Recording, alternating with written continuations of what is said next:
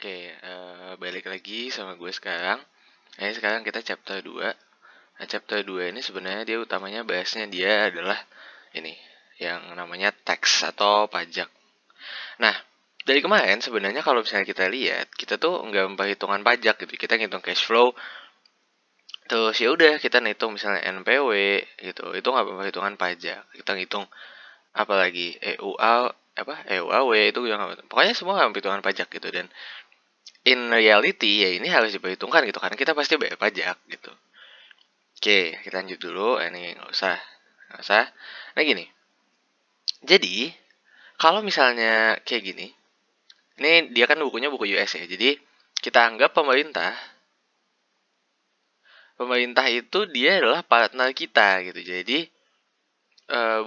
bukan semata-mata pemerintah itu cuma nagihin pajak kita doang gitu. Nah, dari sini gitu kan. Jadi pemerintah tuh bukan kayak orang, oh kita punya saham gitu. Enggak, pemerintah nggak punya saham gitu. Tapi pemerintah ngambil, oh kita dapat profit gitu. Ya udah, berarti pemerintah nagih kita income tax gitu. Nah, terus kemudian ya kalau misalnya kita loss gitu kan, ya udah, berarti kita nggak harus bayar pajak gitu. Karena kita nggak dapat profit. Gitulah kira-kira lah gitu. Oke. Nah, ini. Jadi, ada yang namanya capital expense nih.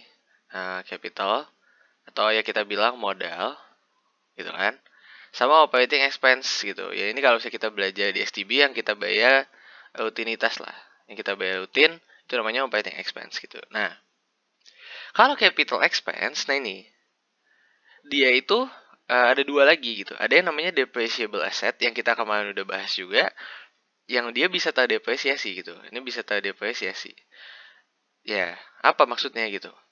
Ya, yang kemarin kita jelasin, kayak misalnya kendaraan atau misalnya alat-alat yang mereka tuh bisa apa ya? Ya ada nilainya dan ya udah kan kemarin di yang bagian depreciation kita nggak boleh langsung masukin oh kita belinya berapa gitu gitu kan.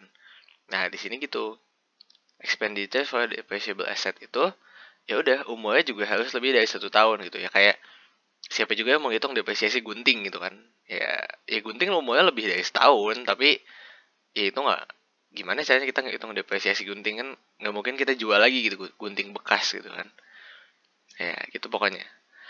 Nah ini kita lihat investment recover to depreciation gitu. Jadi cara merecover investmentnya yaitu dari depresiasi gitu. Jadi kita nggak boleh langsung kayak kemarin di episode yang kemarin, kita nggak boleh langsung kurangin gitu di awal. Langsung kita kurangin di awal seharga kita beli gitu, nggak boleh gitu. Harus kita kecil-kecil, kita bagi-bagi depresiasinya sesuai life-nya berapa lama gitu.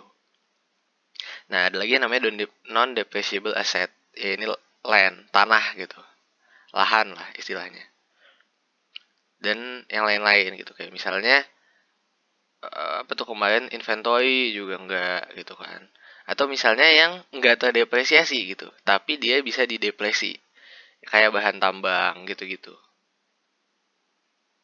itu kan bisa didepresi tapi dia nggak terdepresiasi gitu.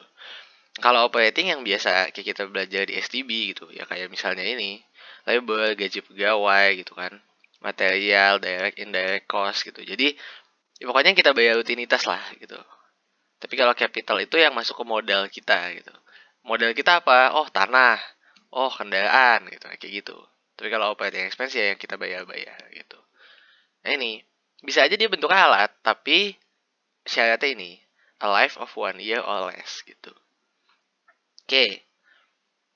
Nah ini taxable income itu adalah gross income. Nah, semuanya, nah kecuali capital expenditures. Kenapa ini nggak boleh? Ini kan karena ya kayak tadi yang minggu lalu kita bilang, kita beli alat nggak boleh kita langsung kurangin di awal gitu. Misalnya kita gross profit 1.000 gitu. Terus kita beli alat 500. Nah ini kita nggak boleh ngurangin. Kita kurangin misalnya dia life-nya 10 tahun. Ya udah berarti kalau pakai straight line dari 50, 50, 50 gitu. Nggak boleh. Nah ini depreciation and depletion charge juga dihitung. Gitu. Jadi ya pokoknya intinya adalah income lo kurang sama biaya-biaya. Nah, lo kurang lagi sama depresiasi gitu. Gitu aja sebenarnya simpelnya. Kayak ini kan, tahun ini lu beli alat yang gak usah dihitung gitu. Yang dihitung apa? Depresiasi si alatnya gitu. Nah ini taxable income. Jadi aslinya ya, actual cash flow-nya kita di year 1 kita dapat income 200, ya 200, yang 200 gitu. Nah, tahun itu kita beli tooling tuh 60 gitu. Terus kemudian biaya lain-lain kayak gaji pegawai, sewa dan bla bla bla itu 140. Nah, di year 1 kita kan jadinya cash flow-nya 0 dan ini nggak ada yang taxable gitu. Ini non taxable gitu. Ya gimana, Pak? Lu mau pajakin apa 0 gitu kan? Nggak bisa. Ini 60, ini 60, yang ini taxable. Gitu.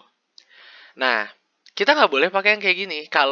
Jadi aslinya kita pencatatannya pakai emang kayak gini. Tapi kalau kita mau ngitung pajak, kita nggak boleh pakai kayak gini. Kantor pajak nggak bakal mau gitu. Maunya apa? Maunya kayak gini. Yang dihitung adalah depresiasinya. Nah, ini anggapannya dia adalah 3 tahun, ya kan? Berarti pakai straight line. Ini pakai straight line yang kemarin udah dibahas. Berarti dia 20, 20, 20 gitu. Nah, jadinya year 1, year 2, sama year 3 semuanya bisa taxable gitu, bisa ditagih pajaknya. Kalau yang ini, emang di year 2 sama year 3, yang bisa taxable-nya lebih gede, $60 dibanding 40. Tapi di year 1, si kantor pajak nggak bisa nagih gitu. Gitu, kira-kira. Makanya kita pakainya yang kayak gini. Oke, ini sebenarnya gini. Jadi intinya, kalau misalnya kita punya taxable income ini, taxable income-nya itu di bawah 50.000. Tax rate-nya 15%. Ya udah, kita langsung kali aja gitu. Langsung. Misalnya kita taxable income-nya cuma 30.000 gitu. 30.000. Ya udah langsung 3 kali 15% dapat income tax-nya 4.500. Itu kayak gitu. But kalau selanjutnya dia nggak langsung gitu. Jangan sampai kita langsung gitu 75.000 kita kali 25%, nggak gitu. Nah, yang dikali 25% itu cuma lebihan dari si 50.000. Misalnya kita punya income 60.000 gitu kan. Ini 7.500 dari mana? 7.500 ini adalah max gitu. 50.000 kali 15 gitu. Sisanya gimana? Nah, sisanya kan berarti ini tinggal kita kurang 50.000 kan. Berarti ini adalah 10.000. 10.000 yang dikali 25% gitu. Berarti jadinya 2.500. Berarti kita bayarnya total adalah 10.000. Bandingin dengan kita misalnya langsung gini. 60.000 kali 25 itu kan 15.000. Salah gitu. Nggak gitu cara ngitungnya. Dan ini berlanjut sampai bawah. Jadi intinya, misal nih yang paling bawah ya. Misal, gue punya income-nya 16 juta gitu. Nah, berarti 15 jutanya kita hitung jadi kayak gini.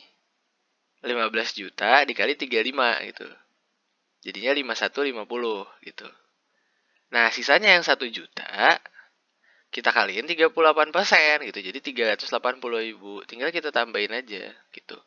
Jadi ntar dapat 55.30.000 gitu. Jangan sampai kita ngitung 16 juta kali 38%. Enggak.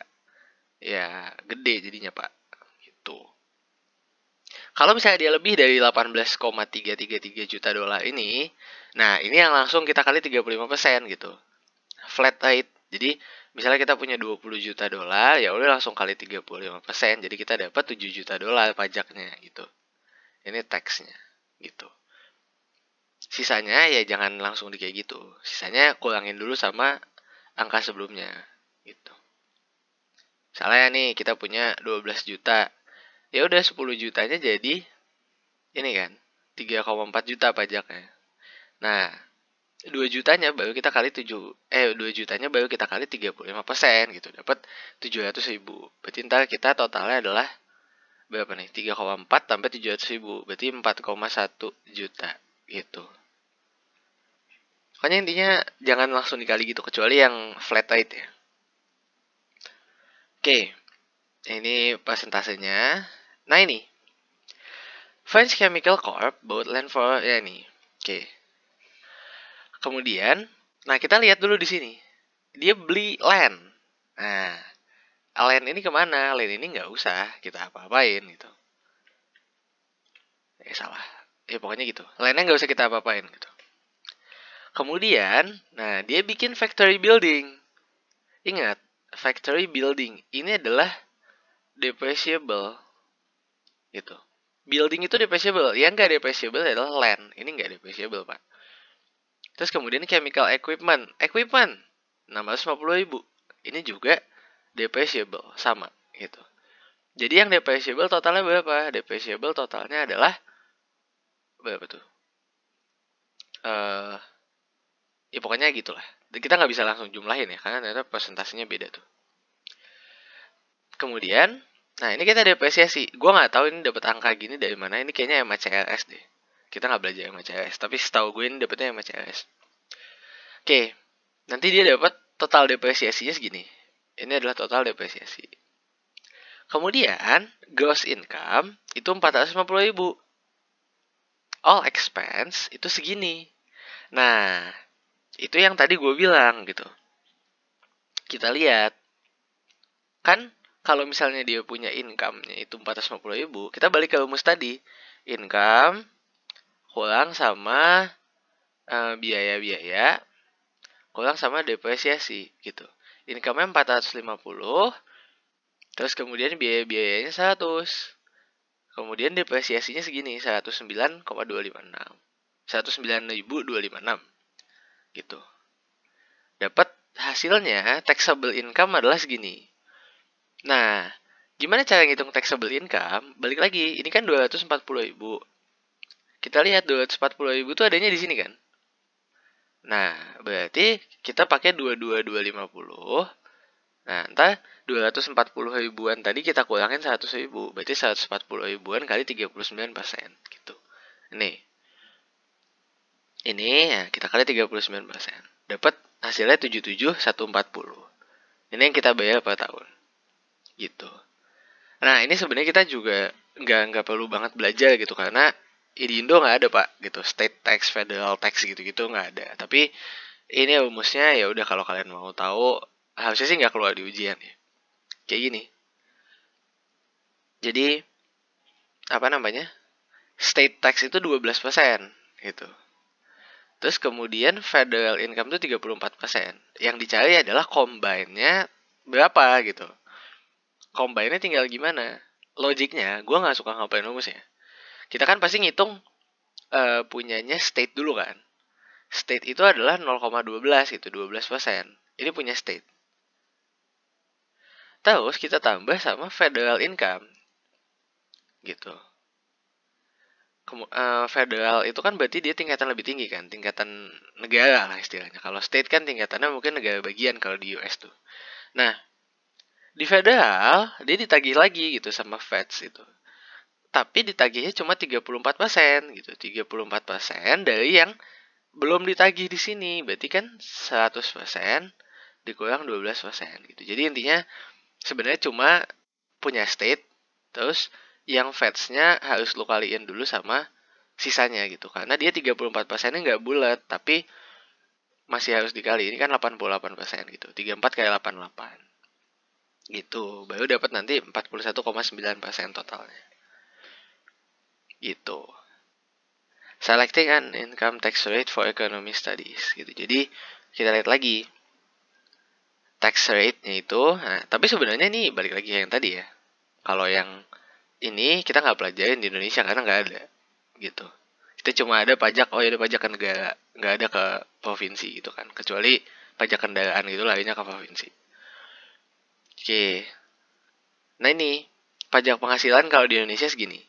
Kalau masih misalnya penghasilan kotor lo setahun itu kurang dari 4,8 M, tarifnya 1%. Terus kemudian kalau lebih dari 4,8 sampai 50, ini ya rumusnya. Nah, gitu. PKP ini penghasilan kena pajak.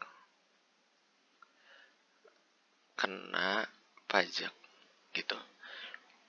Langsung kalau misalnya lebih dari 50 M langsung dikali 25%. Kalau ini rumusnya emang agak jelek. Gua nggak tahu gimana ceritanya dapat rumus inilah pokoknya.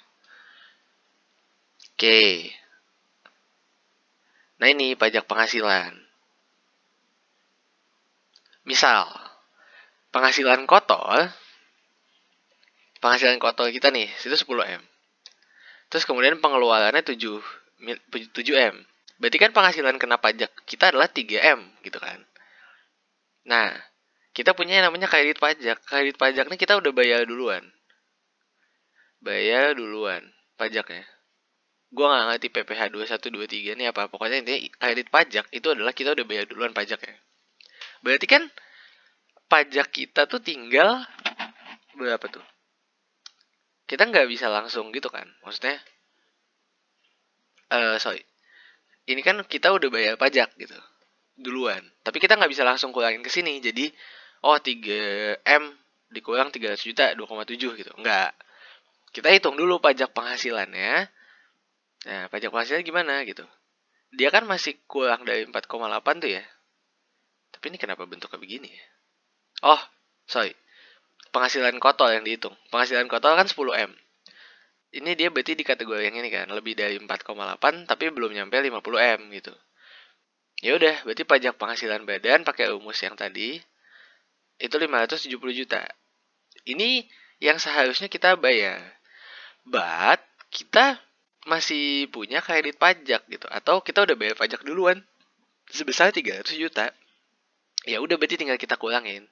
Berarti kita punya pajak penghasilan yang belum dibayar itu 270 juta gitu. Nah ini, kalau ini pajak penghasilan pribadi. Ini sebenarnya banyak sih sebenarnya. Kalau misalnya lo mau lihat aturan-aturan gini, silakan ke kantor pajak lah ya, gue juga nggak hafal gitu. Ini lapisan penghasilan kena pajak. Jadi kalau misalnya penghasilannya 0 sampai 50 juta, itu tarif pajaknya segini.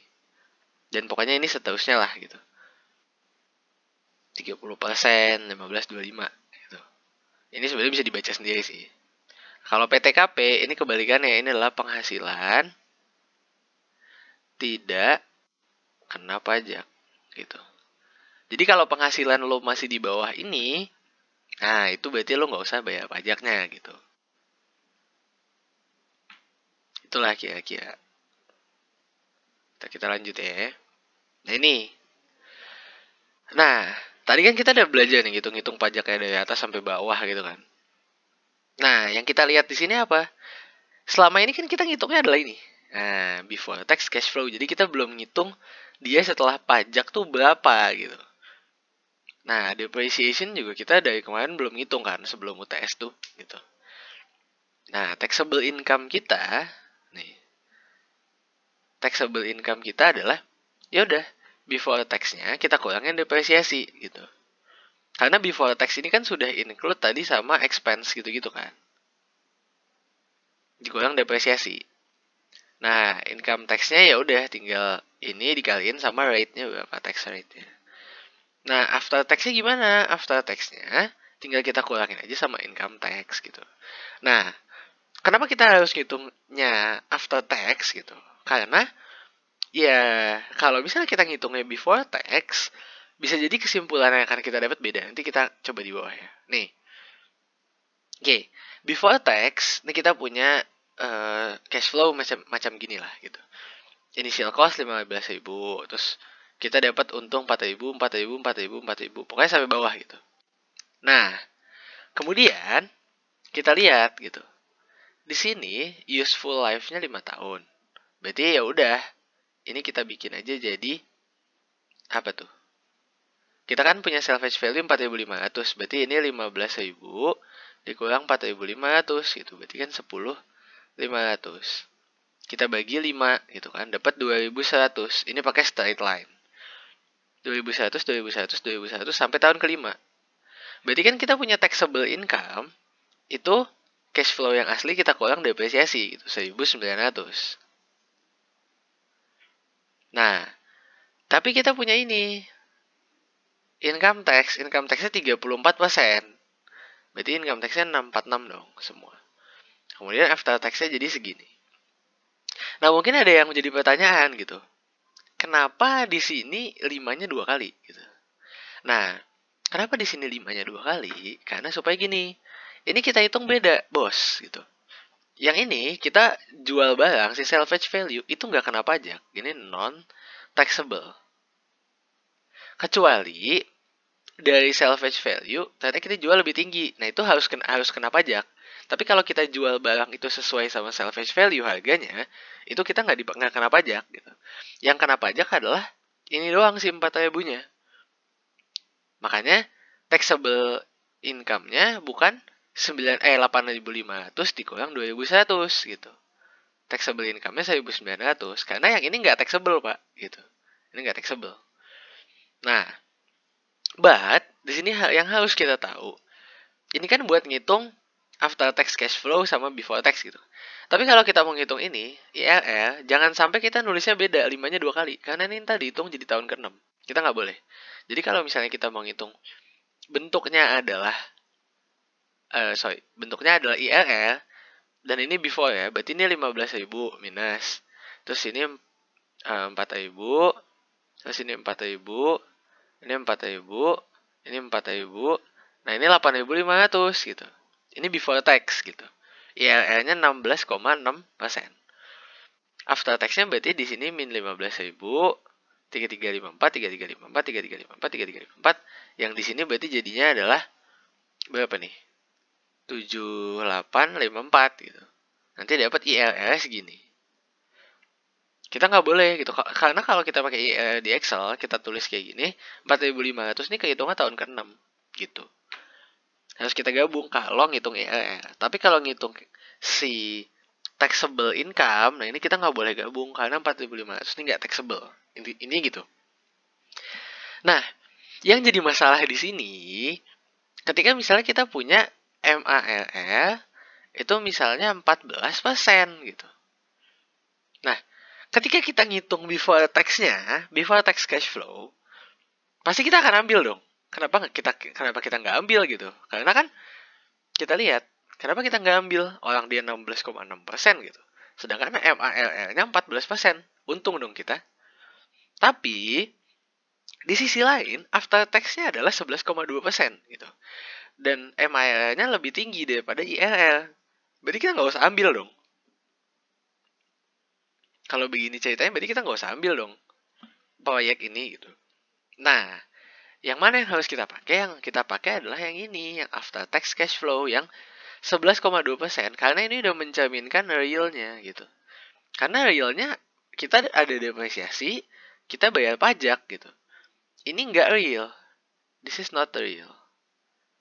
Not real gitu. Kenapa? Ya tadi yang gue bilang gitu. Udahlah dia belum ada depresiasi, belum bayar pajak gitu. Jadi ini 16% ini semu gitu loh istilahnya. MARR-nya 14%. Kalau kita pilih, kita sebenarnya rugi gitu. Karena kita akan tetap bayar pajak dan ada depresiasi gitu. Gitu. Ini juga sama. Ini mirip kayak tadi lah ya. Nah ini sama. Ini tahun keempat juga dipisah gitu. Salvage value sama keuntungannya dia gitu. Kenapa? Karena nggak boleh digabung. Gitu. Di sini nggak ada depreciation. Nggak tahu sih kenapa nggak ada depreciation ya. Oh, kenapa nggak ada depreciation? Karena harga beli sama harga jualnya sama gitu. Jadi dia nggak ada depresiasi.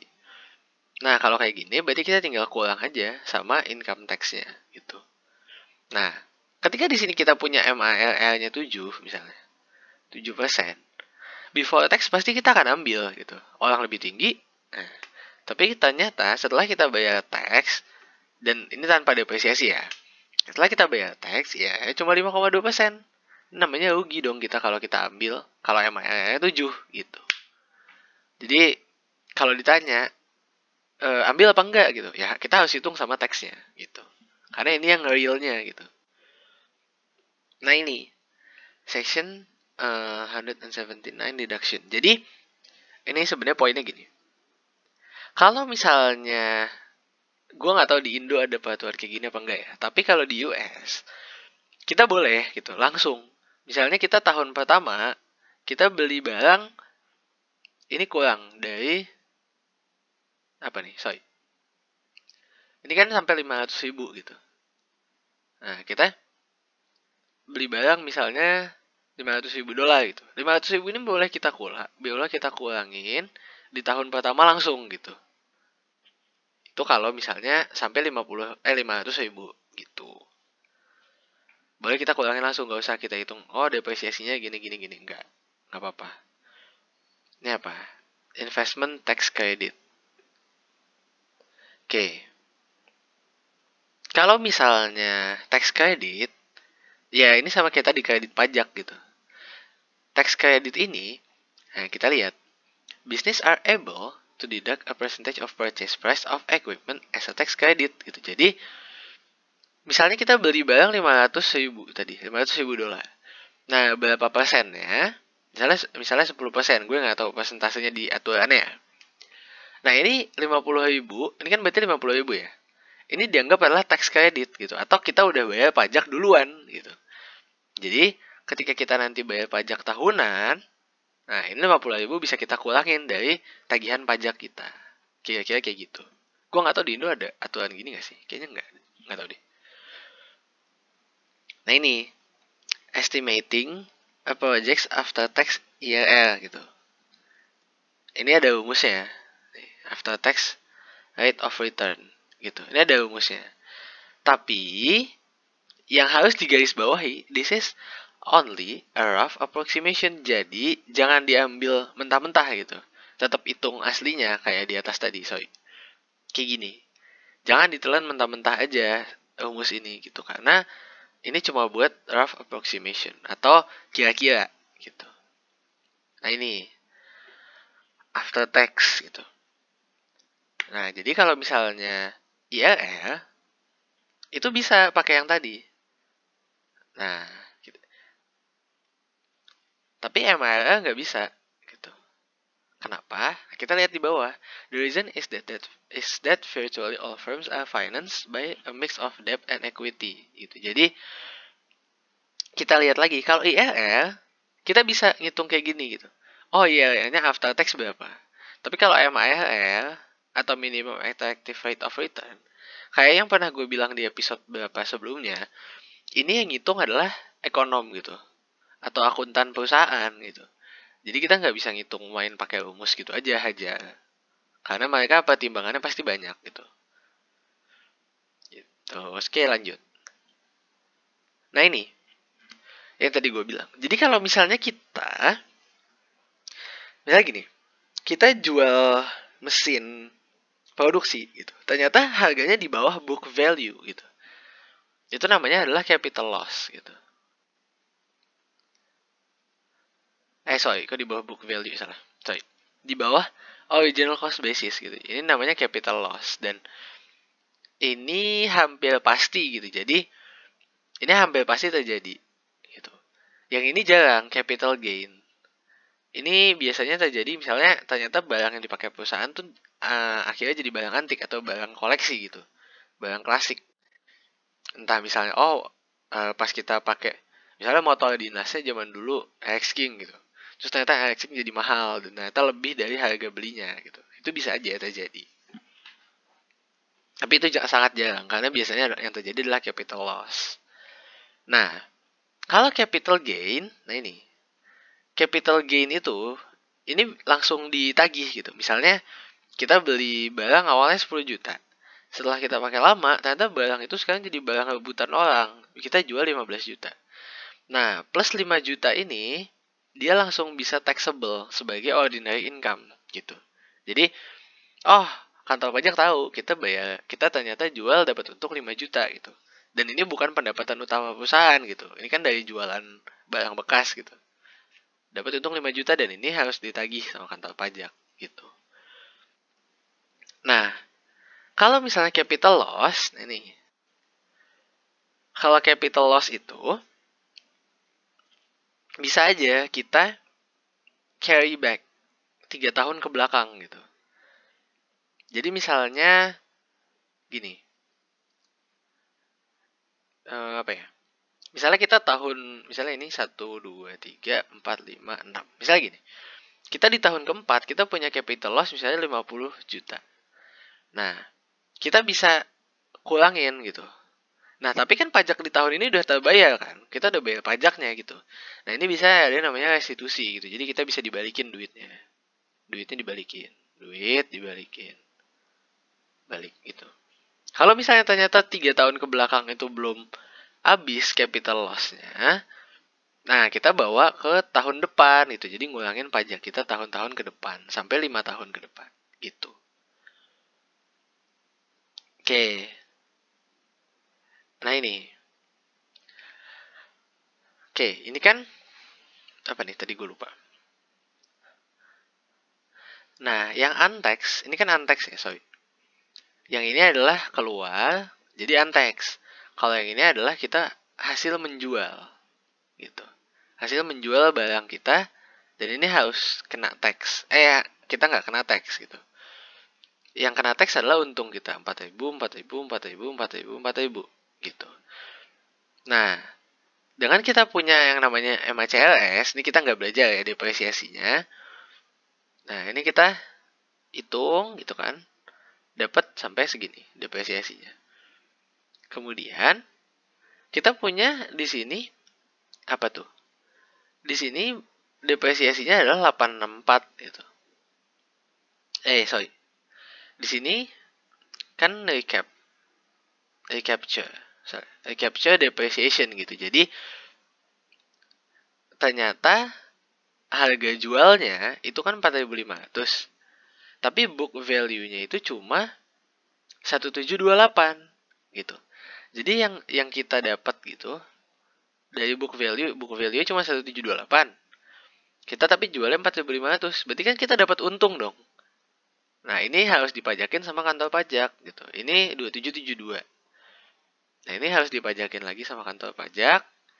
Nanti dapat after tax cash flow segini gitu. Nih. Jadi yang kita kan di sini punya taxable income 5908 gitu. Nah, ini dari mana gitu? Kan awalnya kita punya taxnya itu di sini 4.000 kan. Kita kurangin sama depresiasi tahun terakhir 864. Tapi taxable income-nya bertambah karena ada recapture depreciation gitu. Atau kita kelebihan dari book value kita jualnya gitu. Gitu. 4.000 dikurang 864 tambah 2772 gitu. Nah, setelah kayak gini, nah yowes, dapat 5908, income tax-nya segini. Ya udah tinggal kita kurangin aja after tax cash flow-nya. Oh, udah dapat IRS gini. Oke. Wah, ini sama sih kayak yang atas. Udah puyeng banget, Pak. Lihat ya. Ya, pokoknya intinya gitu. Jadi kalau bisa kita menghitung IRL, ya udah berarti IRL-nya harus after tax gitu. Dan ya yang kayak tadi gue bilang gitu. Kalau misalnya kita ada capture depreciation, ini harus dipajakin juga. Ini dipajakin. Kalau ternyata ini belinya lebih mahal dari pas beli di awal, itu harus kena pajak juga. Kira-kira kayak gitu. Ya oke, paling gitu aja. Yang ini. Karena emang di sini sebenarnya lebih susah menurut gue logiknya gitu. Kayak gini kan kenapa dipisah gitu. Ada susahnya di situ menurut gue. Kalau kayak presentase gini di soal akan dikasih. Kayak gini kan.